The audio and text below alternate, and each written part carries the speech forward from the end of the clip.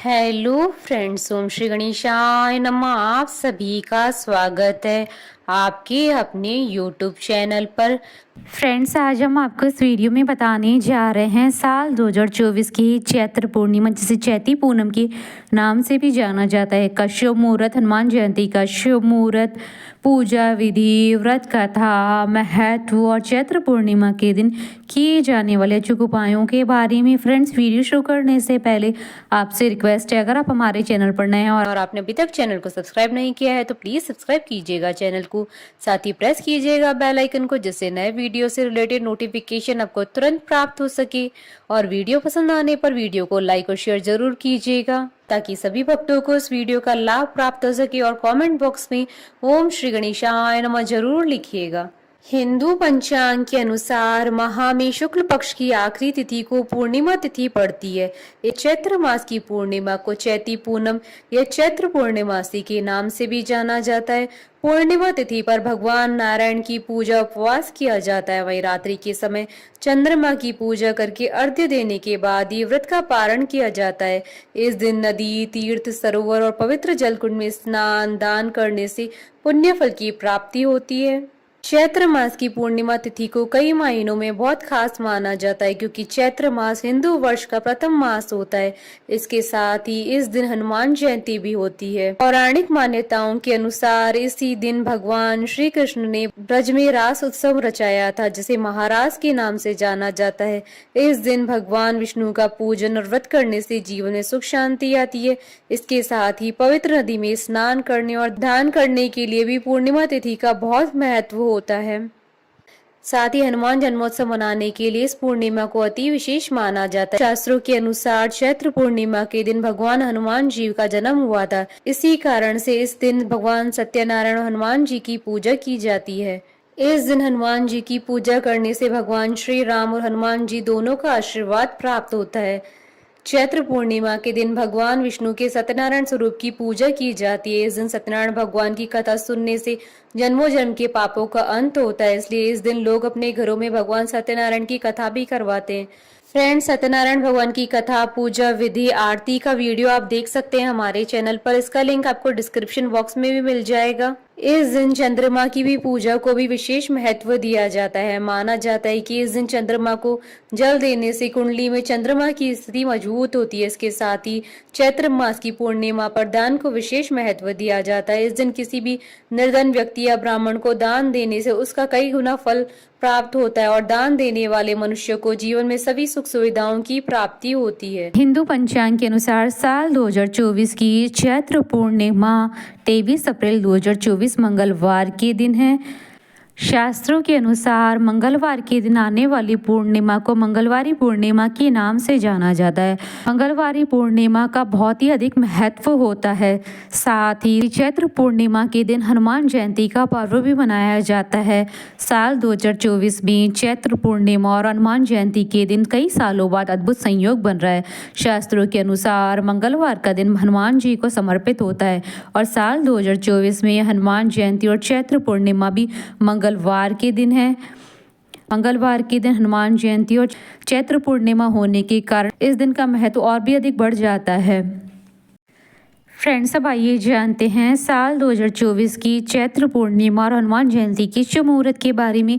हिंदू पंचांग के अनुसार साल 2024 की चैत्र पूर्णिमा और हनुमान जयंती का पर्व 23 अप्रैल 2024 मंगलवार के दिन है। चैत्र शुक्ल पूर्णिमा तिथि प्रारंभ होगी 23 अप्रैल 2024 को सुबह 3:25 पर और चैत्र शुक्ल पूर्णिमा तिथि का समापन होगा 24 अप्रैल 2024 को सुबह 5:18 पर। ऐसे में हनुमान जयंती और चैत्र पूर्णिमा का पर्व 23 अप्रैल 2024 मंगलवार के दिन मनाया जाएगा। हनुमान जी की पूजा का शुभ मुहूर्त रहेगा सुबह 9:03 से दोपहर 1:58 तक और हनुमान जी की पूजा के लिए रात्रि का शुभ मुहूर्त रहेगा रात्रि 8:14 से रात्रि 9:35 पर और इस दिन चित्रा नक्षत्र रात्रि 10:32 तक रहेगा और इस दिन चंद्रोदय शाम 6:29 पर होगा। फ्रेंड्स, अब आइए जानते हैं चैत्र पूर्णिमा की पूजन विधि के बारे में। चैत्र पूर्णिमा के दिन किसी पवित्र नदी या सरोवर में स्नान अवश्य करना चाहिए और साफ वस्त्र धारण करने चाहिए। इसके बाद एक साफ चौकी लेकर उस पर गंगा जल छिड़की और उस चौकी पर पीला कपड़ा बिछाए। पीला कपड़ा बिछाकर उस चौकी पर भगवान सत्यनारायण की प्रतिमा या तस्वीर स्थापित करें। इसके बाद उस चौकी पर जल से भरा कलश स्थापित करें और भगवान विष्णु को पंचामृत से स्नान कराएं और पंचामृत से स्नान कराने के बाद उन्हें फिर से गंगा जल से स्नान कराएं। इसके बाद उन्हें मावा, पंजीरी, फूल, माला, ऋतुफल, मिष्ठान और नैवेद्य आदि अर्पित करें। इसके बाद भगवान सत्यनारायण को चंदन का तिलक करें। उन्हें फूल, माला, अक्षत और तुलसी दल चढ़ाएं। अक्षत चढ़ाने के बाद धूप दीप जलाएं। इसके बाद भगवान सत्यनारायण की विधिवत पूजा करें। इसके बाद भगवान सत्यनारायण की कथा पढ़ें या सुने और भगवान सत्यनारायण की धूप व दीप से आरती करें। कथा पढ़ने के बाद भगवान विष्णु को पंजीरी का भोग लगाएं। अंत में भगवान विष्णु से क्षमा याचना करें और पंजीरी और चरणामृत के प्रसाद का वितरण करें। पूजन के बाद व्रती को कच्चे अन्न से भरा हुआ घड़ा किसी जरूरतमंद व्यक्ति को दान करना चाहिए। फ्रेंड्स, अब आइए जानते हैं चैत्र पूर्णिमा पर किए जाने वाले उपायों के बारे में। चैत्र पूर्णिमा के दिन माँ लक्ष्मी जी की प्रतिमा पर 11 कोड़ियां चढ़ाकर उनका हल्दी से तिलक करें। अगले दिन इन कोड़ियों को लाल कपड़े में बांधकर वहां रख दे जहां आप अपना धन रखते हैं। ऐसा करने से घर में कभी भी धन की कमी नहीं रहेगी। शास्त्रों के अनुसार पूर्णिमा के दिन पीपल के वृक्ष में माँ लक्ष्मी का आगमन होता है। इस दिन सुबह स्नान करने के बाद पीपल के पेड़ पर मीठा जल चढ़ाकर अर्पित करें। वैवाहिक जीवन में मधुरता के लिए पूर्णिमा के दिन पति पत्नी में से किसी को चंद्रमा को अर्घ्य अवश्य देना चाहिए। पति पत्नी साथ में भी अर्घ्य दे सकते हैं। इस उपाय से आपके दाम्पत्य जीवन में मधुरता बनी रहेगी। फ्रेंड्स, अब आइए आरंभ करें पूर्णिमा की कथा। पौराणिक कथा के अनुसार कांतिका नगर में धनेश्वर नाम का एक ब्राह्मण निवास करता था। उसकी कोई संतान नहीं थी। वह ब्राह्मण दान मांगकर अपना गुजारा करता था। एक बार उस ब्राह्मण की पत्नी नगर में दान मांगने के लिए गई, लेकिन उसे नगर में उस दिन किसी ने भी दान नहीं दिया क्योंकि वह निसंतान थी। वहीं दान मांगने पर उस ब्राह्मण की पत्नी को एक व्यक्ति ने सलाह दी कि वो माँ काली की आराधना करे। इसके बाद ब्राह्मण दंपति ने ऐसा ही किया। 16 दिनों तक माँ काली की आराधना की, जिसके बाद माँ काली स्वयं प्रकट हुई और माँ ने उन्हें संतान प्राप्ति का वरदान दिया। कहा कि अपने सामर्थ्य के अनुसार तुम आटे के दीप हर पूर्णिमा को जलाना और हर पूर्णिमा को एक एक दीपक बढ़ा देना। तुम्हें कर्क पूर्णिमा तक पूरे 22 दिए अवश्य ही जलाने हैं। देवी के कहे अनुसार ब्राह्मण ने एक आम के पेड़ से आम तोड़कर अपनी पत्नी को पूजा के लिए दे दिया, जिसके बाद उसकी पत्नी गर्भवती हुई। देवी के आशीर्वाद से उस ब्राह्मण के यहाँ एक पुत्र पैदा हुआ जिसका नाम देवदास रखा गया। जब वह बड़ा हुआ तो वह पढ़ने के लिए काशी गया। देवदास के साथ उसके मामा भी गया।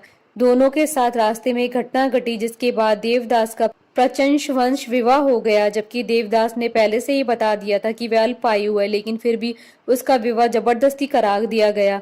कुछ समय के बाद उसे मारने के लिए काल आया, लेकिन ब्राह्मण दंपति के पूर्णिमा के व्रत के कारण उसका कुछ भी नहीं बिगाड़ पाया।